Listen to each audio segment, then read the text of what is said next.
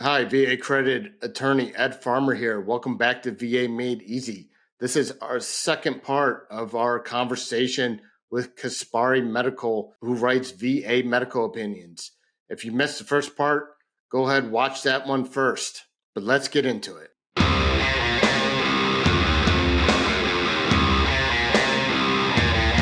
Talked about this a little bit. Let's talk about some of the common cases you see. I know I send over a lot of sleep apnea cases to you guys. Can we talk a little bit about sleep apnea and ways you're able to link it up to service? Yes, sleep apnea, like you said, it's probably the most common letter that we see and that we write for, and it seems to be like one of the most common conditions that veterans are filing for. One of the biggest ways that we can link the sleep apnea to the service is by using, I think Kory mentioned this previously, like weight gain. Intermediate step to that, or for that weight gain to get to that sleep apnea, and that's we. Write the letters in that way that it's the whatever condition that they had that their service connected for, say it be a mental health condition, an orthopedic condition, something along those lines, which has changed their lifestyle or had has or they have like overeating as a compensatory mechanism, something along those lines that has caused them to gain that weight, which has then developed into the sleep apnea. And that's one of the ways that we can look at getting like the sleep apnea one letters. It's important to note with weight gain, it's an intermediate step. A good Nexus writer and a good Nexus letter will have went through your file considerably to make sure that what is being reported subjectively is supported or at least not refuted by the medical record. So a prime example for this is, for PTSD people who have, and most of the time this is reflected in the rating, but people who have severe hypervigilance that prevents them from doing their day-to-day activities. And it's hard for them to go out and exercise because they're afraid, right? Other ways we do it is looking, as Joey said, compensatory eating due to mental health conditions.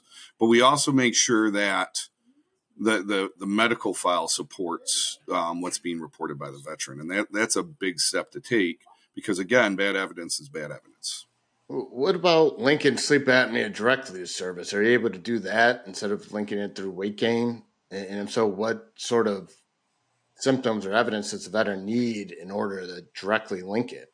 The answer is yes. It's a harder one, and it's always preferable that the veteran has OSA diagnosed or at least considered as they're leaving service. But the AASM clearly outlines that, witnessed apneic events and daytime hypersomnolence, witnessed apneic events, so where you stop sleeping when you're breathing, documented, as witnessed by your bed partner or whoever's sleeping with you in that area, and reported daytime hypersomnolence is enough to diagnose someone with OSA without a polysomnogram. However, the gold standard is a sleep study, a polysomnogram, to actually diagnose you. So I've actually had some veterans be critical of those who file claims for sleep apnea, saying they're faking it, that they're just filing sleep apnea in order to get their overall rating increased. I mean, is that even possible? Is it possible for someone to fake sleep apnea? People can fake most things. Terms of obstructive sleep apnea, if they have a polysomnogram and it's positive, they most likely have OSA. Because that actually has, the standard at which the VA applies the standard is usually a polysomnogram, and that has objective evidence. Now, going back to the people who file a claim as it applies to leaving service, they never had a polysomnogram, but they had complaints of daytime hypersomnolence.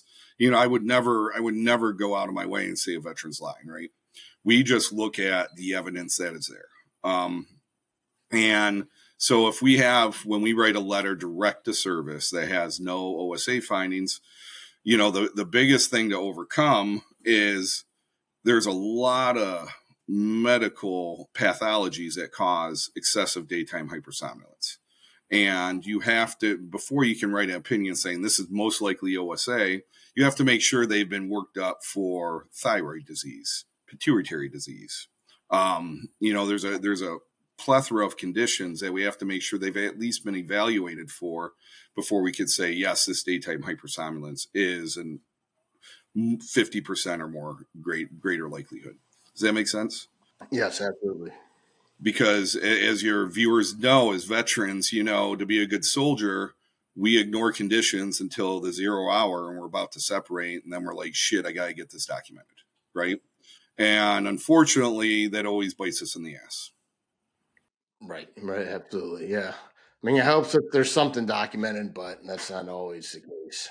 And I think just to add on that as well, it also helps if something's documented, but it also helps if they can get some of those like personal statements from like friends or family as well to be added into that as well, just to kind of help establish that subjective history. Yeah, absolutely. I mean, buddy statements are a huge part of winning these claims. If you have someone who witnessed the symptoms, that could definitely help getting a positive medical nexus opinion. Have you guys heard about the VA possibly changing the rating for sleep apnea? Currently, if you use a CPAP machine, you get a 50% rating. And now they're saying, well, if you have a CPAP machine and it resolves your symptoms of sleep apnea, then we're going to give you a 0% rating. Can you speak to that? And does a CPAP machine completely relieve you of all your sleep apnea symptoms? Should that rating be 0%? I would say I'm not going to comment on what the rating should be, whether it's high or whether it's low. The rating itself is someone else's discussing, but I can that's an administrative function. But I can say that if you properly use a CPAP or a BiPAP and your titration study is done accurately, it will almost completely resolve your OSA, pending on the etiology of it. I would say for even veterans that are having nightmares and disruptions in REM sleep due to PTSD are finding extreme benefit in just their sleep cycle by putting on a CPAP machine. So I don't know what the rating should be or how it should be adjusted, but I do know proper use and a proper titration study can resolve OSA near completely. Interesting. Good to hear. So there's been a lot of discussion lately of toxins, toxic exposure, contaminated water, burn pits. Are you guys seeing a lot of these toxic environmental exposure cases? So the answer is yes. And the VA has 8 presumptive conditions that people always come to us that they're the presumptive ones. We definitely don't try and write these unless they fail. But with all the litigation out there surrounding this, I have nothing but confidence that if they have these, eventually the VA will get it right. Those are adult leukemia, aplastic anemia, bladder cancer, lymphomas, Parkinson's disease, and kidney cancer. Those are the 8 presumptive. However, there's over 70 chemicals that were at Camp Lejeune. And when the 2009 National Research Council convened, they only evaluated TCE and PCE. So that's perchloroethylene and trichloroethylene. So of the 70 that are involved, they've really only looked at 4 total, 2 really in depth. So so when we evaluate these other cases that we take, we are looking at what medical evidence has a greater support than others, right? So if you look at the health effects with evidence that is equipost one way or the other for causation for TCE, for example, you have that isn't presumptive. You have end-stage renal disease. You have multiple myelomas, right? The same thing happens for PCE. That's 50% where they're not giving you presumptive. But then when you start getting into the studies that are just a little bit less than equipost, now we're looking at low birth weight, eye defects, fetal death, malnutrition, miscarriages, breast cancer, cervical cancer, esophageal cancer, lung cancer, Hodgkin's disease, ovarian cancer. Like, the list is just exhaustive. And the only reason we don't have solid medical evidence on that is because when they convened in 2009, they looked at 2 chemicals, not everything else. And that is where we start, like, really evaluating these cases, right?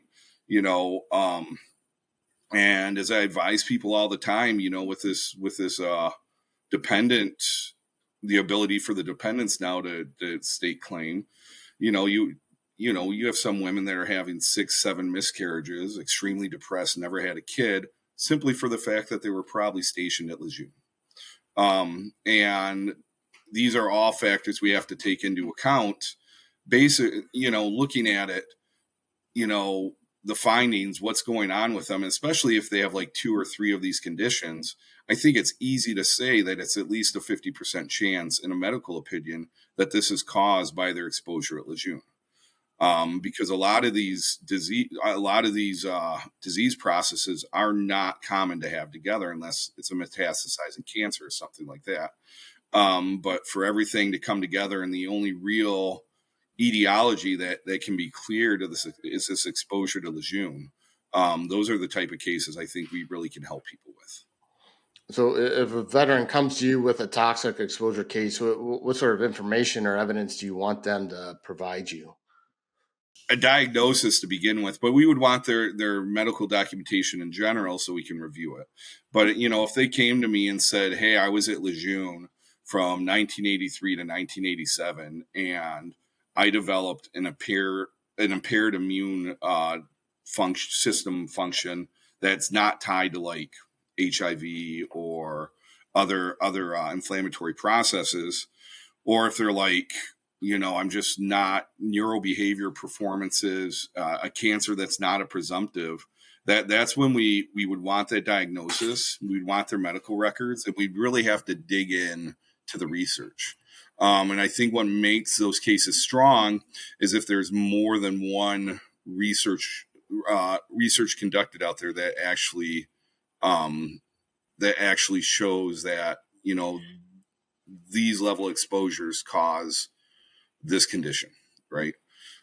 So realistically, we would have to do a records review to be able to help, but their medical records is usually all we really need, and proof that they actually were at Lejeune.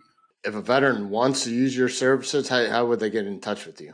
Well, so they can email us, or they can go directly to our website. Yeah, we'll put a link to the website in the description. Thanks, guys. I really appreciate it. Yep. Take care. Awesome. No, absolutely. Thank you. I hope you guys liked these episodes. If you did, put it in the comments. Keep liking, keep sharing, keep subscribing. And remember, you have the power to change your VA claim. Need help with the VA claim? Reach out to vetlawoffice.com.